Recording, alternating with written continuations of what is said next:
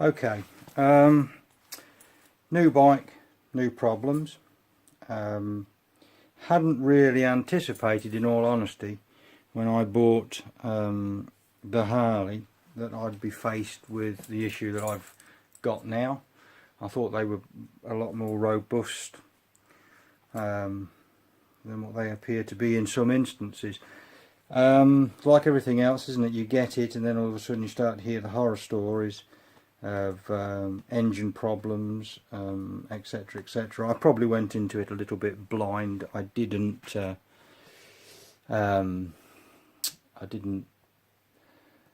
go looking for issues before I bought the bike. But anyway, we are where we are, and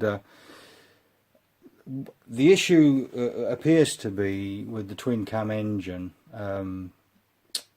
the issue of cam chain tensioners breaking up and causing engine damage. This bike's only got 8,500 miles on it.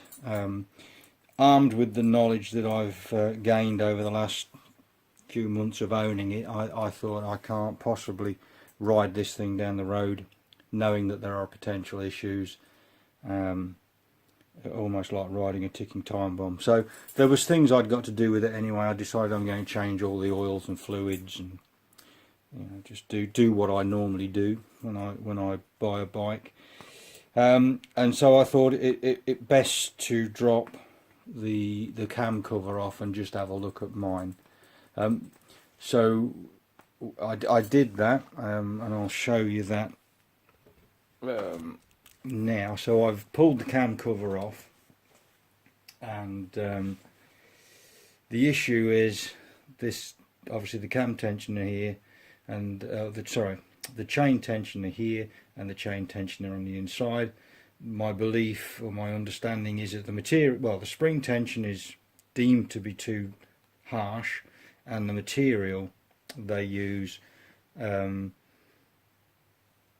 is probably not the best material for the job. What was I going to say? Right, yes. So 8,500 miles on this bike. When you look at it, you think absolutely nothing wrong with that at all. There's no wear groove in this tensioner at all, or in the blade on there. There's no groove at all.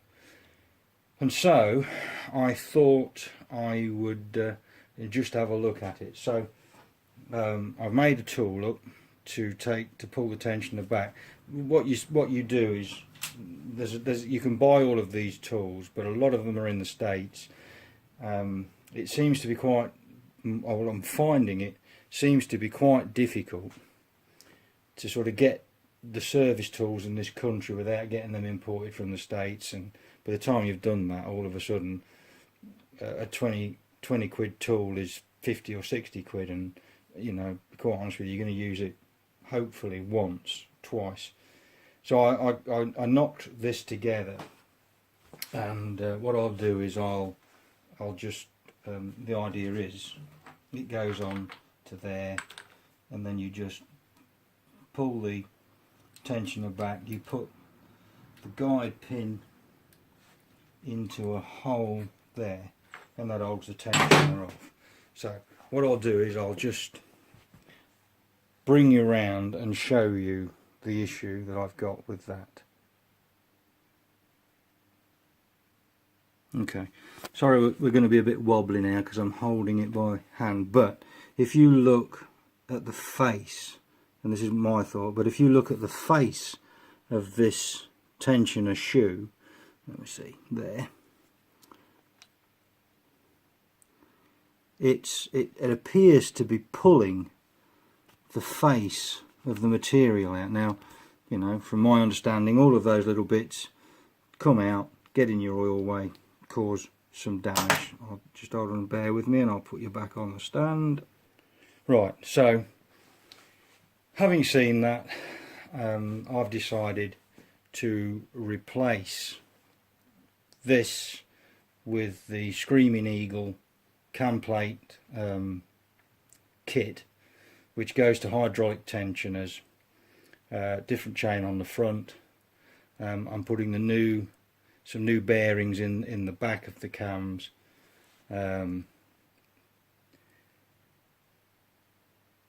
Yeah, you get a new oil pump and all that, but I'll go through that a bit later.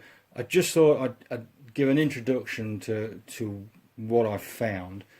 I'm not going to do a step-by-step strip down on this. There are numerous videos on YouTube of people pulling these things to pieces and putting them back together. What I thought I would do is, I'm going to try and do tonight is I am going to try and get the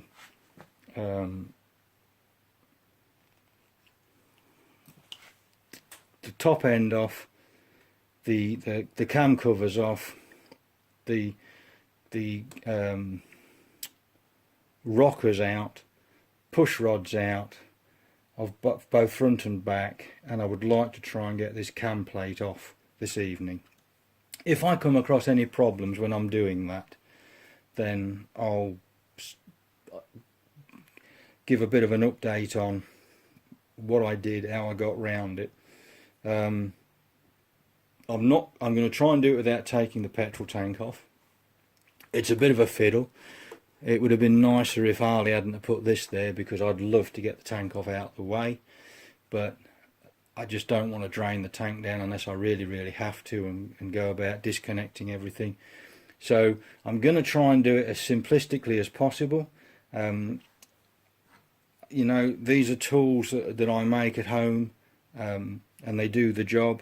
I've already made another one. There's a tool that goes into the between these two gears to lock them so that you can undo the bolts. I'll just go and fetch that. Just hold on a moment.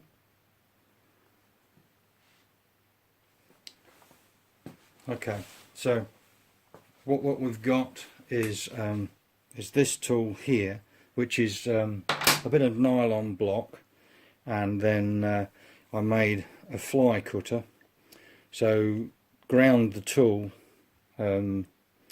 to match the profile of the teeth on there or thereabouts. It doesn't need to be too critical, and then obviously set this up and machined this out here, which then fits into there and locks.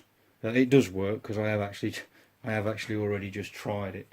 So that's something else I've made. That was £55 to buy, and it's not so much that it's £55 to buy. You're going to use it once or twice, you know, once to undo it, once to lock it up, and then hopefully you'll never have to revisit it. So, you know, I'm fortunate, but I believe actually if you had a piece of aluminium, just this piece of aluminium here, with a file, you could make those teeth with a file, and that would work just as well. It's soft enough not to damage anything, and it'd be fine. So as I'm going through it and I come across anything like that, I'll give an update of what I've achieved, where I've got to, and if there's any problems along the way, I'll try and explain what I've done and how I've got around it. So with that, I'm going to get on and see how much I can get done tonight.